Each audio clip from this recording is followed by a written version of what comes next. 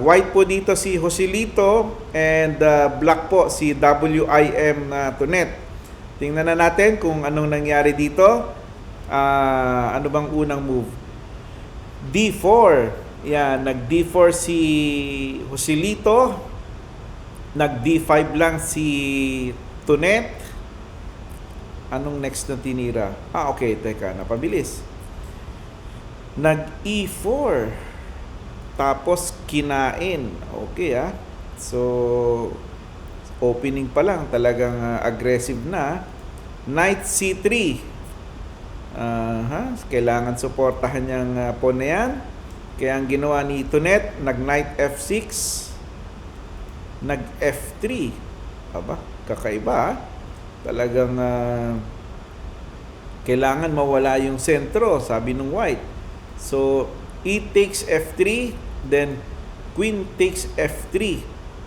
Active kaagad ang Queen dito Maagang naging aktibo. So tumira si Tunet ng C6 para hindi makatalon yung Knight. Siguro. At the same time, solid lang sa Queen side. And then nag Bishop E3, develop lang. Nagpin si Tunet ng Bishop G4. Kung ikaw yung White dito, pinapaalis yung Queen mo, saan ka pupunta dito? Actually, ang square mo lang naman is Queen G3, Queen F2, o kaya Queen F4, Ano kayang piniling square dito ni Joselito? Nag Queen F2. Yan, para lang at least siguro ilalabas niya rin yung knight niya para may pwesto sa knight F3 later on. Kung ikaw naman yung black dito, siguro ang unang iisipin mo dyan is mailabas itong dark square bishop, So, kailangan mo siguro mag-push ng pawn. Isang push lang. Siguro isang square lang. Baka E6. Tingnan natin kung yun nga ba yung tinira. Yun nga yung tinira. Actually, ito pong chess notation, nasa chessresults.com po ito.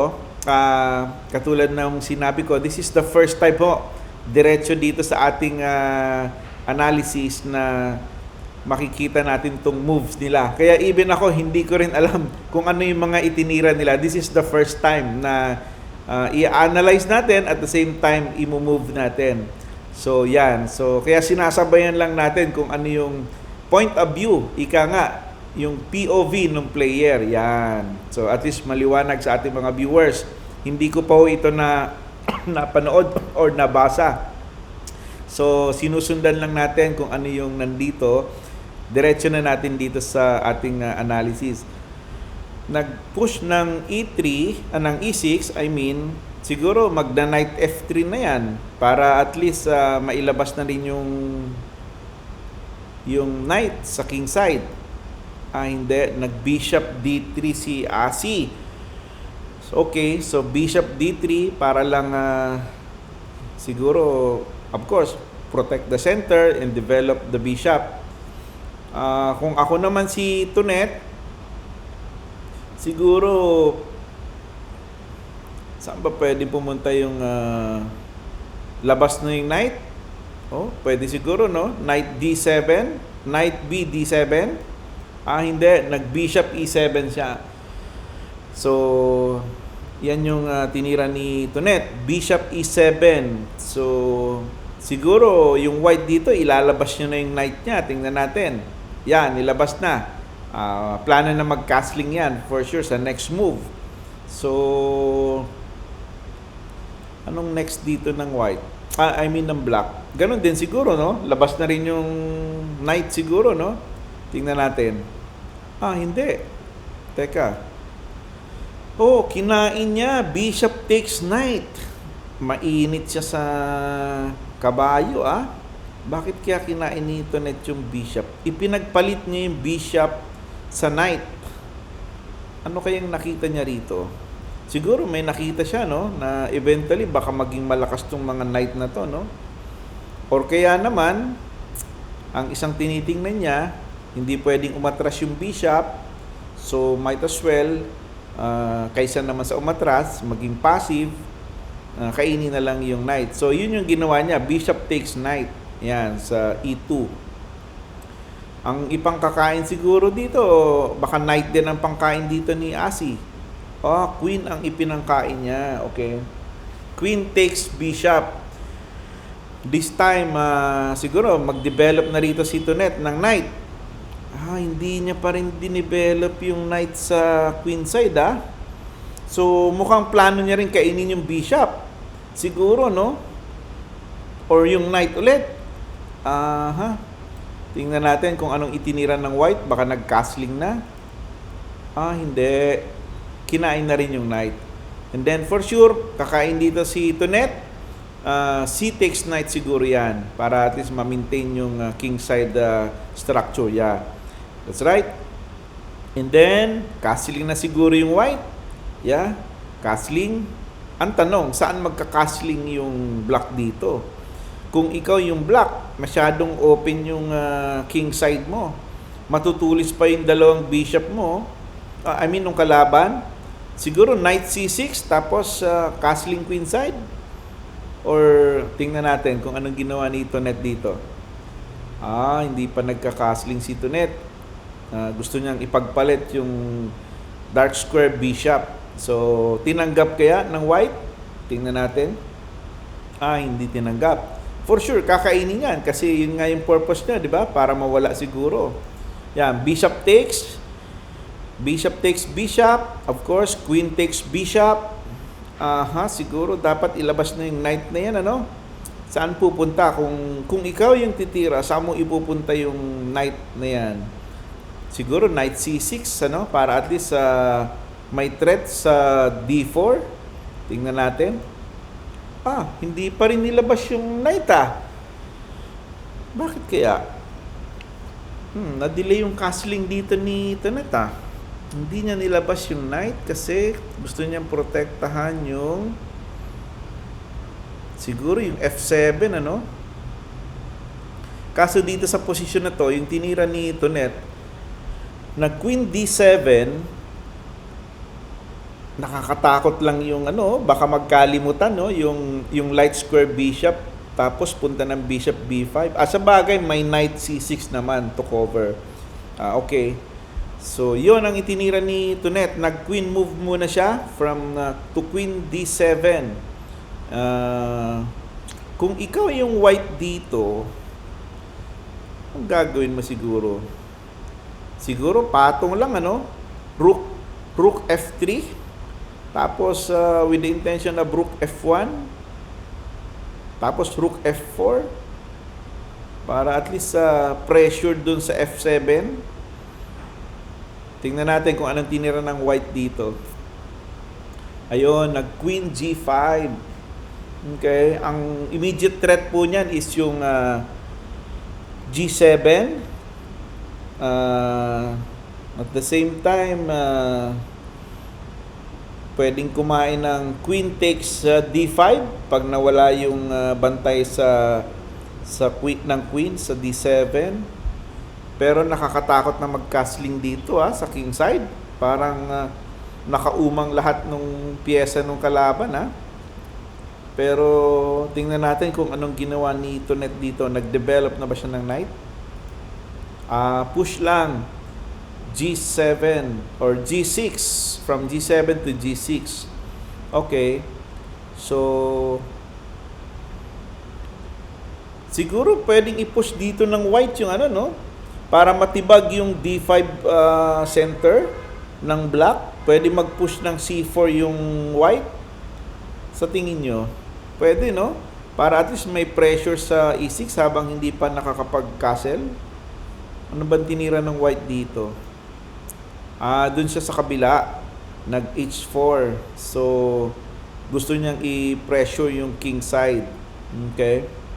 Pwede rin. Then, anong tinira dito ni Tonet? Develop na siguro ng knight. At this time, it's high time to develop the knight. Yeah, knight c6. Yan, nailabas na yung knight.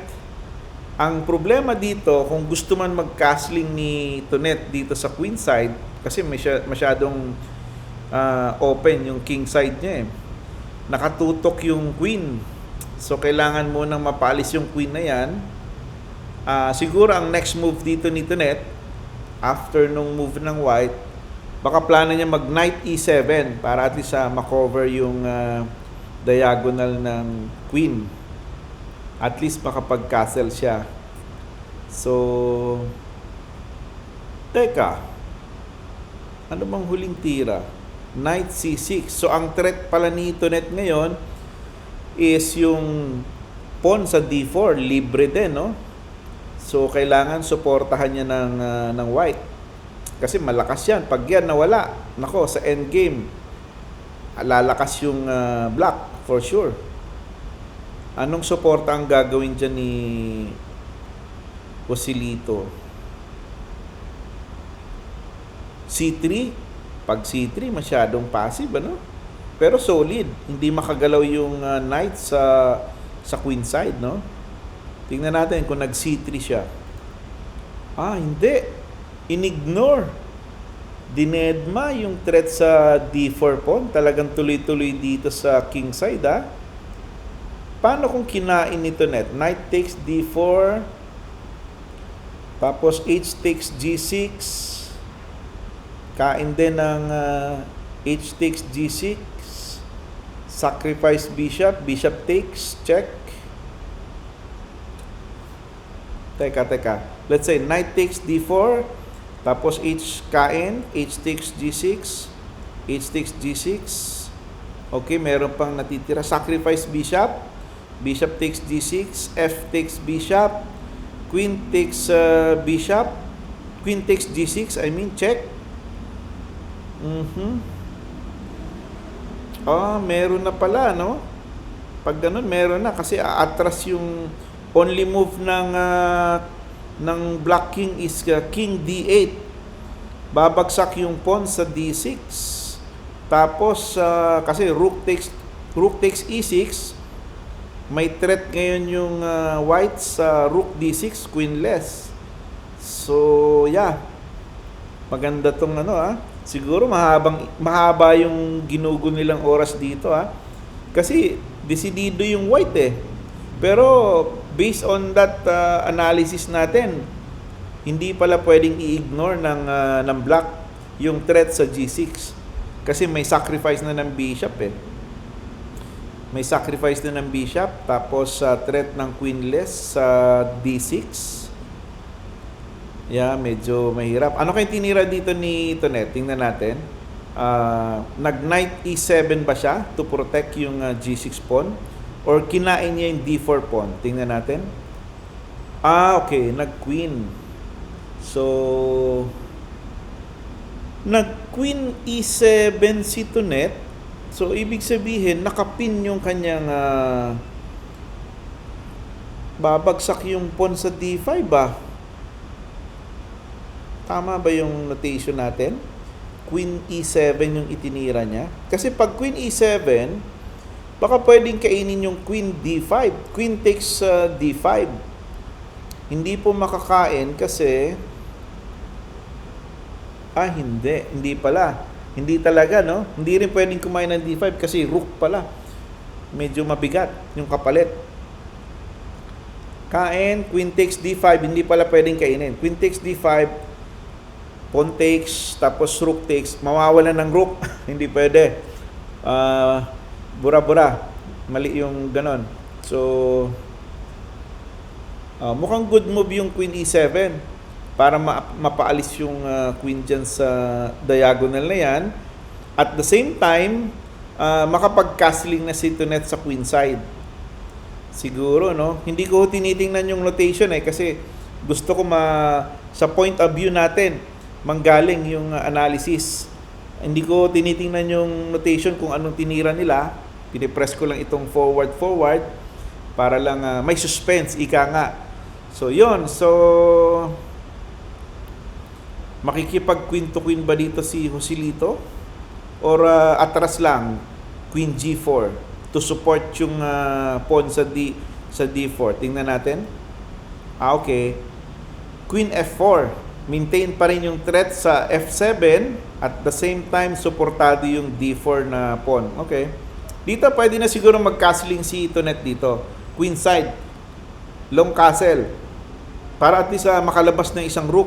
Masyado ng pressure yung F7 eh. Tingnan natin anong next move. Hindi pa nag-castling Sinuportahan muna yung F7. Well, sa bagay, okay lang. At least nandyan naman yan. So, support muna sa F7 para solid. Okay? And then, anong tinira dito ni Joselito? Kumain na ba siya ng G6? H takes G6? Siguro pwede na, no? Kain na. Tapos, angat yung king niya dun sa king F2. Tapos, yung rook niya punta dun sa rook H1. Dito na siya maghabol sa gilid, ano? Tingnan natin kung kumain. Ayun, saka ngayon nag-C4. Medyo pressure yung dito, Kung titingnan natin, ang hirap ng posisyon dito ng black. Medyo atakado siya. Sa development, lamang dito yung white sa position, lamang yung white dito. Atakado yung black, hindi pa nakapag fortress, wala pang castling. Tapos may pawn storm pa. Mahirap yung kalagayan dito ng black. Tingnan natin paano ginawa dito ni Tonet. Kumain ba siya? Or nag-castling na? Tingnan natin. Yun! Ang inaantay natin. Nag-castling na. Finally! Yan. Maganda yung castling. Maganda yung tempo ng castling na yun, Kasi supportado yung D5 pawn. Very good. At least nakapag-castling. So this time, because of that castling, mukhang nabawasan na yung threat. Kahit paano. Kaso, ang problema, pipila ulit yung mga rook dito sa C-file naman. Kasi hindi rin makagalaw yung king, Hawak niya yung diagonal ng dark square from B8 diagonal hanggang H2. So, pero siguro iniisip ni Tonet, later ko na problemahin yan. Unahin ko munang i-secure yung aking king. Then, anong sinunod? Push. Okay. Hindi siya kumain. Si Asi. Kasi sinara niya Naging close Pero baka mas maigi kung kumain siya, no? C takes D. Para at least may continuation yung atake niya dun sa C file. Open yung C file Pwede niya kasing ipin yung knight sa C6. Push siya ng B4, B5. So, pressured ngayon yung knight C6 kung nakapin. Sa tingin ko baka no?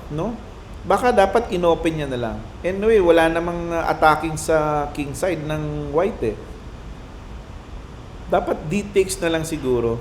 Para at least, C takes D4 rather than push C5. Para at least open pa rin sa attack yung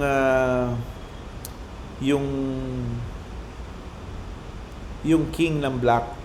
Kasi hindi rin makatakbo yung king sa B8 May diagonal yung queen, Yeah, siguro nga, no? Anyway, tingnan natin. Saka ngayon nag-F5 si Tonet para mawala yung pressure sa F7.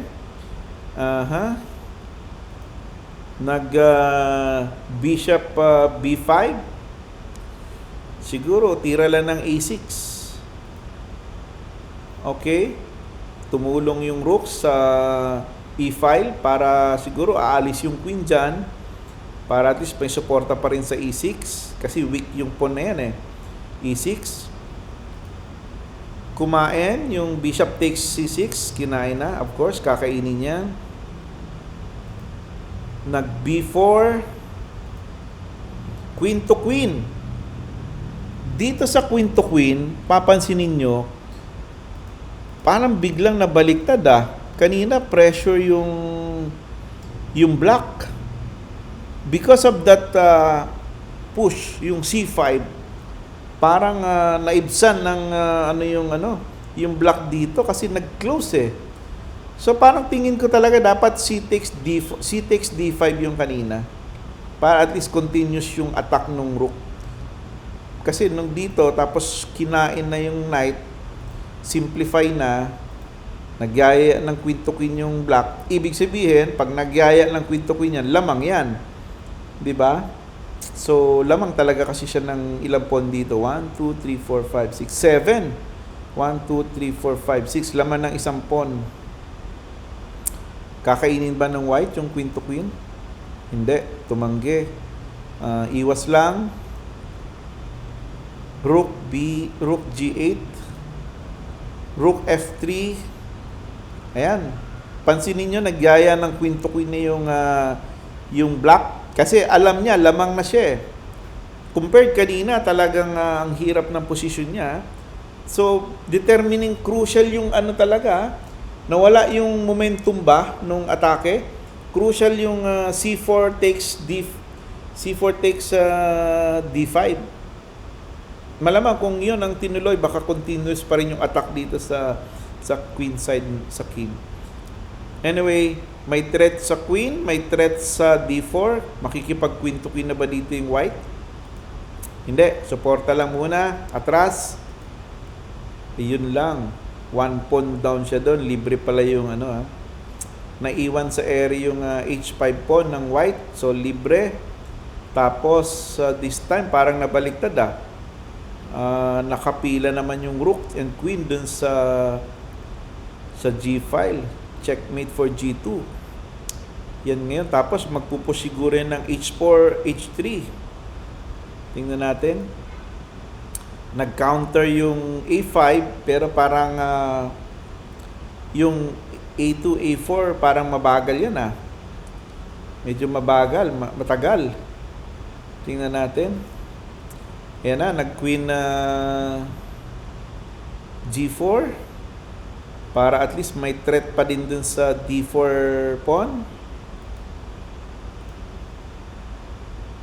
Anong nangyari? Okay, nag-rook E3. Planong mag-rook G3. Nag-push. Ang ganda ng push na yun Suportado yung E6. May pinapaalis pa yung rook. At the same time, hindi pa maka-rook G3. Ganda nung F4 Good move. Best move. Excellent. So, saan ngayon yung rook? Kailangan matras yan. Balik lang. Dito siya sa queen side. Magpupush. Plano niya mag B5. Dire-diretso. So, buhay pa rin. Ibig sabihin may lasura pa. Unahan na lang siguro, no? E5. Ayan, nag-break yung black. Nag-push ng E5. Masakit na to sa ulo. Pagdating sa POV ng white, Kinain. Obligado. Rook takes pawn. Oops, teka. Yun. Libre pala yung F4. Okay. Na libre Naiwan. Saan pupunta dito ang Rook takes F4. Pinakain o pain lang yon. Rook takes F4. Nako, di ba may threat ditong Rook E2? Ang bigat na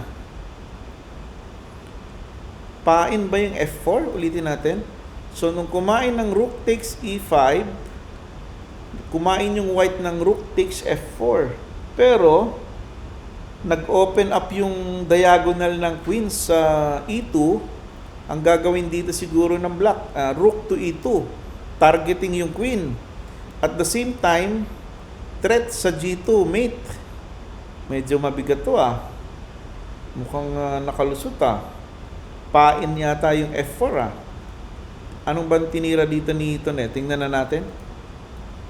Okay. Okay. So, bakit hindi queen ang itinira ni Tonet? Pero bakit hindi rook ang itinira niya? Bakit hindi rook? Queen ang tinira niya. Paano kung rook? Instead of queen, rook E2. Anong gagawin? Babalik lang yung Babalik lang yung rook F4 sa rook F2? Bakit hindi rook e2 ang itinira ni Tonet?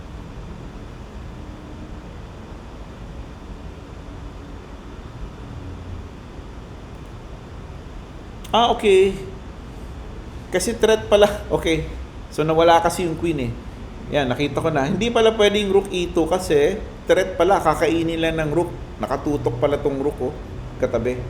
Sorry, hindi ko nakita. Okay, that will answer. Kasi ang tinira queen f2, nawala na yung queen eh. So, hindi nga uubra yung rook e2 kasi kain din pala. Ubus pa yung rook dito sa g8 later on. Okay. So, good move. Yung queen e2. Tapos, obligado na akong makipag-queen to queen. This time siguro, obligado na yung queen to queen. Kasi wala nang support sa g2 eh. Tingnan natin, nakipag-queen to queen na ba? Yeah, queen to queen. Tapos, threat sa g2. Well, of course, aatras talaga yan. Siguro, kung ako kay Tonet dito, simplify ko na to. Kainin ko na yan. Rook takes rook. Yeah. Lamang eh. Rook takes rook, kain, angat yung king. Hindi. Nag-margin muna yung rook. Good move yun. Para at least may margin, naka-boundary na. Push yung pawn sa b5. Ito yung kanina na nabitin. Kinain, binigay yung a4 pala doon. Kain. Anong next move? Angat lang siguro yung king. King c7. Yan, king c7. Malakas yung pass pawn ng black. Dalawa yung pass pawn niya dito. Tapos, of course, kain lang. Bigay na yung bigay na siguro yung pawn sa h-file. Kain ng c6. Yeah, kain. Kain din. Kain ulit yung c4. Hindi binigay. Oo nga, sayang Kasi delikado pag nawala. So, good move yon. Angat lang pala kasi may suporta naman, h5. Ang tanong, paano mo masusuportahan tong c5 na po ng white? Mukhang wala na to. Babagsak talaga to Yeah, wala. Bagsak talaga. Ayun. At this point, medyo lamang dito yung black lumamang. So, check. Wala na ito. Atras lang, suportado. Tempo-tempo lang to. Kasi nauna na, ayan, nakapasok yung king. Check. Angat, check ulit. Angat, bigay na yung isang pawn sa h4. Dito nag-resign na po yung white dito. Kasi mukhang tuloy-tuloy na rin Nakapasok na kasi yung king. So, naka-boundary na yung rook sa f-file. Hindi na makatawid yung king ng white. Tuloy na yung d4 pawn, tuloy na to. Either mag-king king e3, tuloy-tuloy na. So, hindi na masuportahan. Malayo pa yung g-file. So, balikan lang natin. So, dito nag-resign na yung black. Good game maganda. Pero, balitan lang natin yung kanina. Mukhang siguro yun yung yung determining factor kanina. Yung push pawn. Instead na c5, dapat c takes dito. Yan yung move kanina Siguro dapat instead na c5 push, dapat kain lang para open file. Tuloy-tuloy yung atake. Pin sa knight. Huwag aalisin yung queen dito sa dark square diagonal. Push yung b4, b5, a4, a5. Medyo masakit yun sa ulo sa black kung ganun yung nangyari. Sa tingin ko, nawala yung momentum nung nag-push sinara Nawala yung attacking position ng white. Anyway, congratulations sa players kay Joselito and kay WIM Tonet. Good game sa inyong dalawa. Maraming salamat po.